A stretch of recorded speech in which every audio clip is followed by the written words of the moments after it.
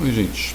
Essa semana a gente começa a abordar pouco noções aqui da catálise das enzimas, né? Semana passada foi um introdutório, como que uma enzima opera, mais ou menos o mecanismo, né?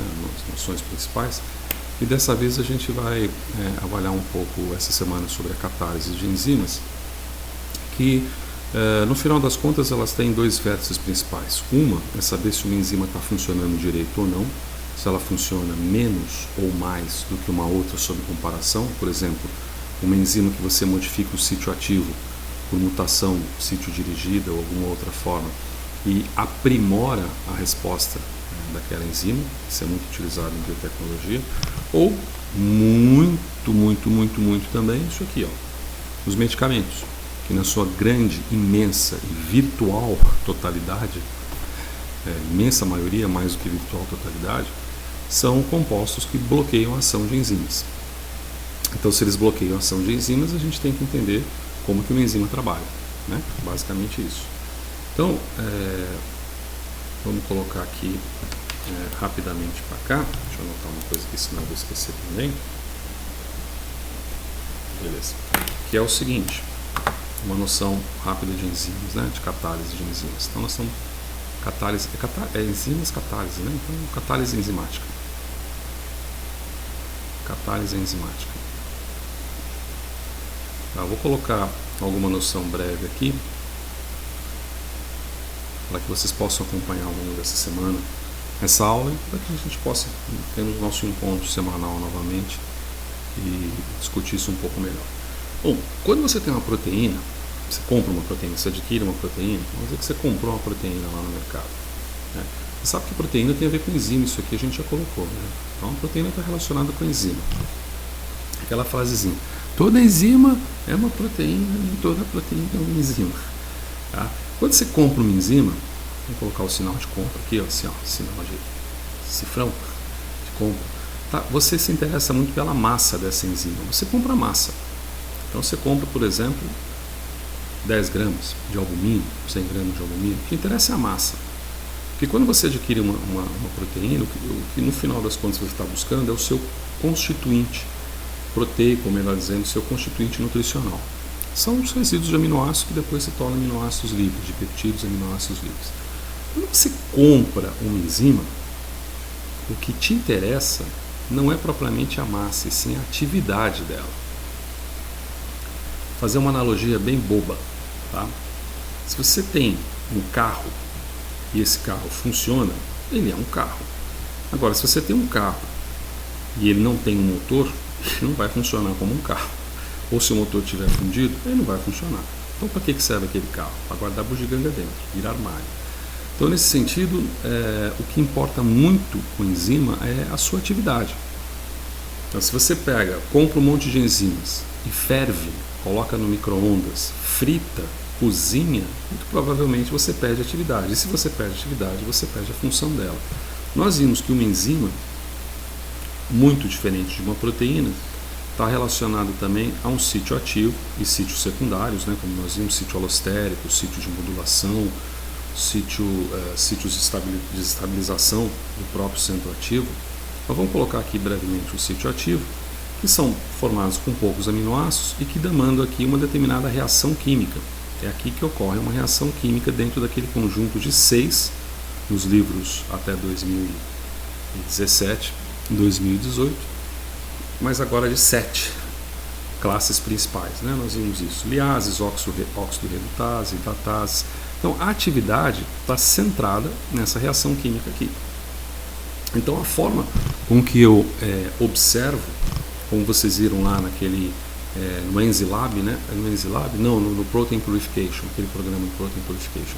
A forma com que você observa se você pegou aquela proteína alvo, aquela enzima alvo, melhor dizendo, foi fazendo a sua atividade, medindo a sua atividade, lembra disso? Você media a sua atividade e juntava num pool, né? E aquele pool estava dizendo quão puro você obteve a amostra da enzima. Então, nesse sentido, o que a gente quer? Eu toda hora estou falando então nesse sentido, né? Tá bom, também há o relógio aqui, ó, 6h51 da manhã aqui, ó. Então você tem um substrato, nós vimos isso, né? Esse substrato vira um produto, aqui você tem uma enzima, por vezes você vai precisar de cofatores ou de coenzimas, né? Por exemplo, entra uma vitamina aqui em cima nessa letra A e sai uma coenzima, ela é transformada numa coenzima, perdão. Essa coenzima age sobre a enzima, sofre um processo, sai com um outro composto. Então aqui que a gente quer medir a atividade. A atividade, quando a gente fala em atividade da enzima, a atividade de uma enzima é igual à velocidade dessa enzima, tá bom? Velocidade. Lembra que uma das definições de enzima que a gente colocou na semana passada foi o seguinte: uma enzima não altera o equilíbrio da reação. Se uma enzima pega 10 substratos e faz 10 produtos, na ausência dessa enzima, esses 10 substratos vão se transformar em 10 produtos se a reação for permitida termodinamicamente, ou seja, se ela for espontânea. Só que ela pode demorar 1000 anos. Um exemplo básico: você pega um copo d'água, coloca do lado da sua cama e você vai exalando dióxido de carbono ao longo da noite, muito provavelmente parte daquele dióxido de carbono, principalmente se o quarto for fechado e pequeno, ele vai penetrar, por assim dizer, na água, e a gente sabe que o dióxido de carbono com água vira ácido carbônico, se dissocia em bicarbonato e H+, lembra lá das primeiras aulas, duas talvez, e isso leva a uma acidificação da água. E isso é uma coisa lenta, muito lenta, aliás, extremamente lenta, talvez você nem perceba a alteração do pH desse copo d'água de um dia para o outro. Porém, se você colocar uma enzima ali específica, como a anidrase carbônica, a anidrase carbônica vai pegar o CO2, vai pegar a água mais ou menos de 500 mil a 1 milhão de vezes por segundo e vai juntar, formando o ácido carbônico. Então, ela vai afetar a velocidade. Então, o que a gente deseja medir no final desses processos é nada mais, nada menos do que a velocidade. Tá bem? Quando se fala em catálise enzimática, a gente fala em acelerar a velocidade espontânea de uma reação. Aí eu não vou entrar em em formalismo matemático muito severo, não, tá certo? Mas vamos colocar noções básicas aqui de velocidade. Se você tem um composto S, se você tem um composto S que vira P, independente de ter uma enzima ou não ter uma enzima no meio, a gente pode definir uma velocidade. Essa velocidade a gente pode chamar de V. Em química ou física clássica, você define constantes com letra maiúscula, muitas vezes associadas ao equilíbrio e à termodinâmica, e constantes com letra minúscula, muitas vezes associadas à velocidade. Então, aqui eu representei um casinho. Se isso aqui for uma constante de velocidade, o que seria uma constante de velocidade? Uma taxa. Isso aqui vai ser uma taxa. É uma taxa de velocidade, taxa ou constante. Uma taxa ou constante. Uma taxa ou constante de velocidade. A gente pode definir que essa velocidade aqui, ela vai representar matematicamente essa taxa ou constante de velocidade multiplicada pela concentração ou pela quantidade, vamos dizer assim, daquilo que eu coloquei no sistema, que é o substrato. Essa é uma lei de velocidade. Tá? Se eu colocar mais substrato, lembrando que esse casinho ele é constante, né? Assim como a constante de equilíbrio é uma constante, ela não muda, ela vai depender de quanto reagente que você coloca. Não vai. Você vai colocar tantos reagentes, vai formar tantos produtos e você vai ter uma constante de equilíbrio nesse sistema. A constante é constante, por definição. Tá? A constante de velocidade também.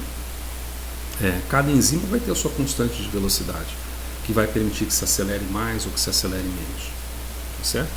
Determinando as reações. Então, essa aqui é uma lei de velocidades muito simples. E como ela depende somente do substrato, como ela depende só de S, só do substrato, só de um ingrediente, por assim dizer, ela é chamada de reação de primeira ordem. Certo? Reação de primeira ordem. Vamos dar uma pausa? Então você tem uma noção de que enzima, no capítulo de catálise, de aceleração, ao que interessa para esses estudos é a velocidade da bichinha.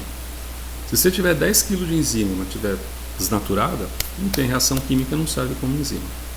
É a analogia do automóvel sem motor, tá bem? Vamos dar uma pausa rápida aqui, só para aquele controle que a gente vive falando de, meu Deus, o que é isso? Onde é que eu estou? Oncovô. Acho que é isso mesmo. E a gente já retorna.